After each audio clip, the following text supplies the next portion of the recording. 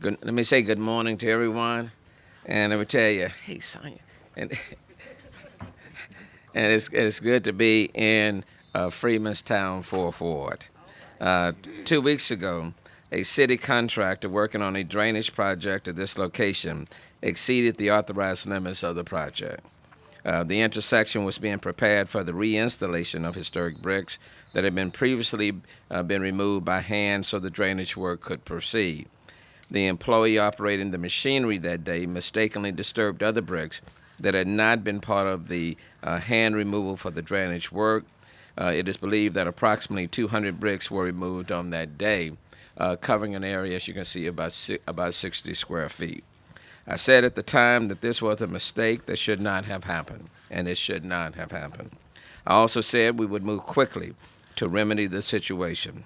Today, I'm joined by members of the community to announce the timeline for completing the restoration of the center section.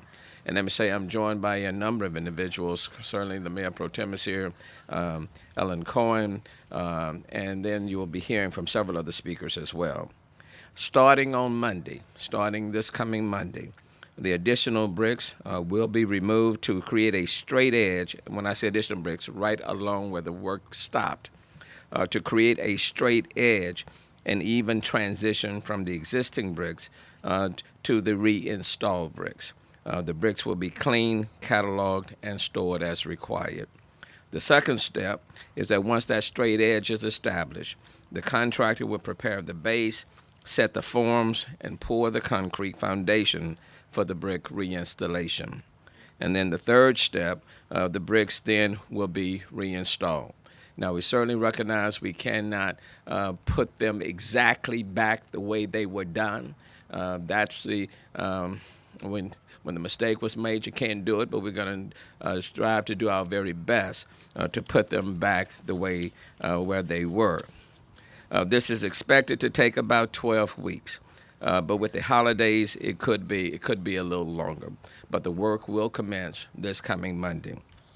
An archaeologist, John Loth, will be on site at all times to oversee the work and prepare a final report documenting our work with the bricks.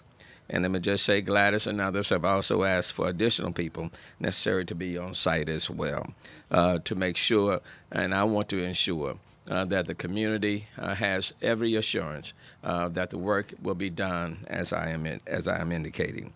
Once the bricks are reinstalled, there will be no construction traffic along Genesee for the duration of the drainage work. Now, let me just say this.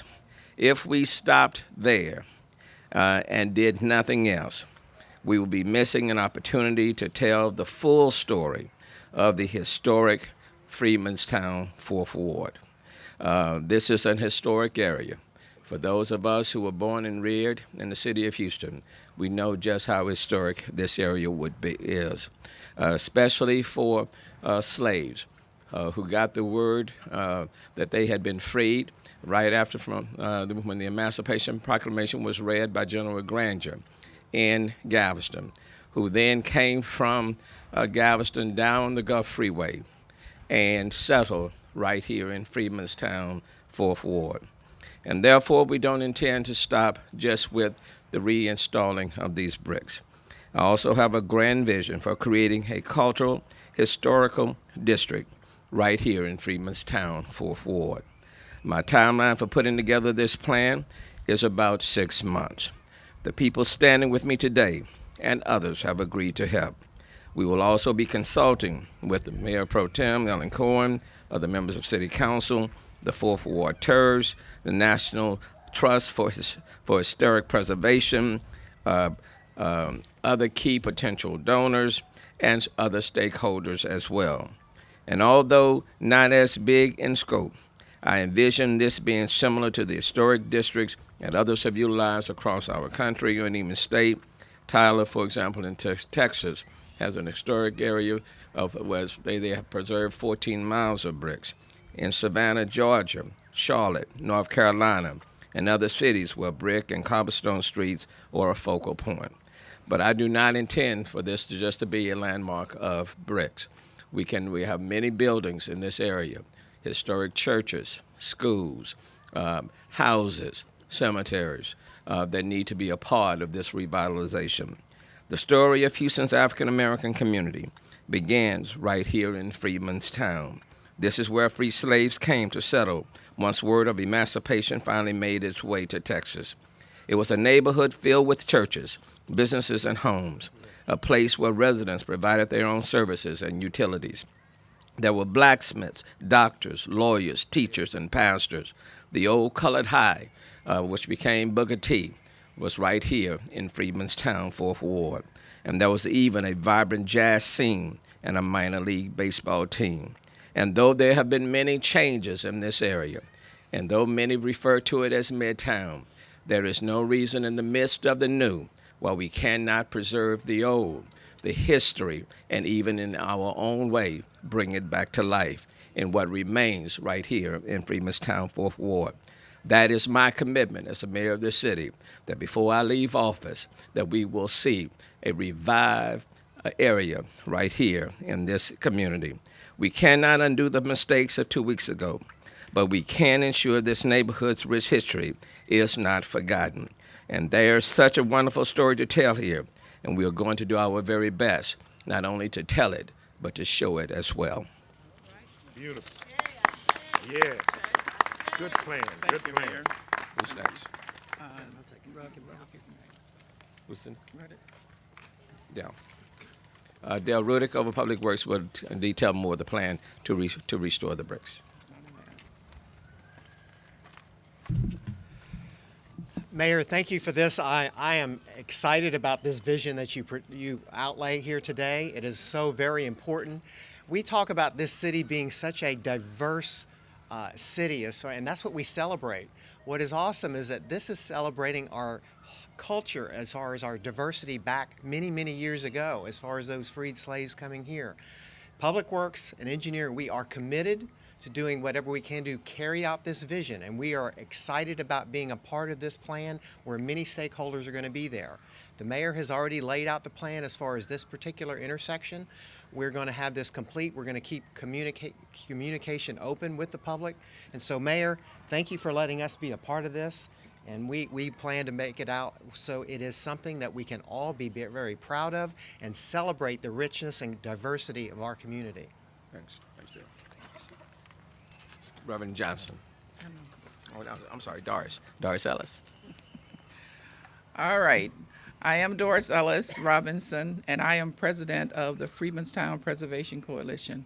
I want to thank you all who have been with us for the 2 years of our struggle, but good things come when you struggle.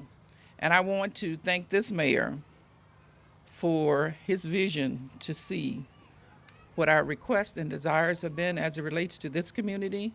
I want to thank the community residents who have come forward with petunia ideas so that we can work to make this the best place.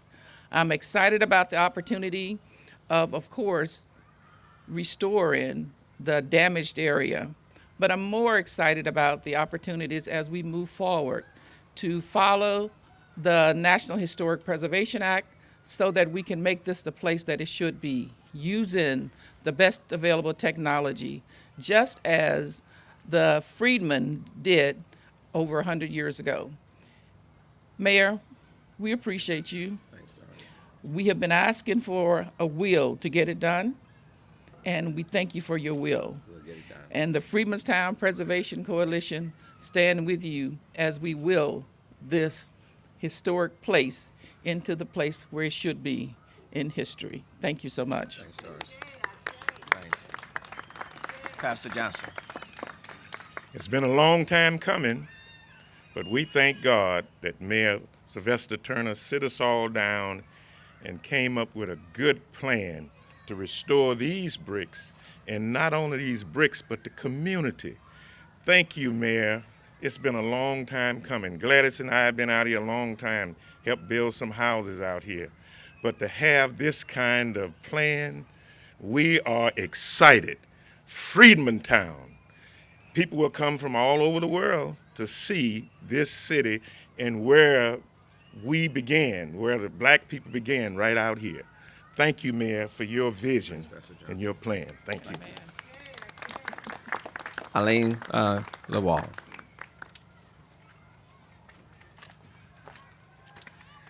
Thank you, Mr. Mayor, for this opportunity. I am so excited. I'm so excited I can't even talk because Freedmanstown is such a special place. Unique.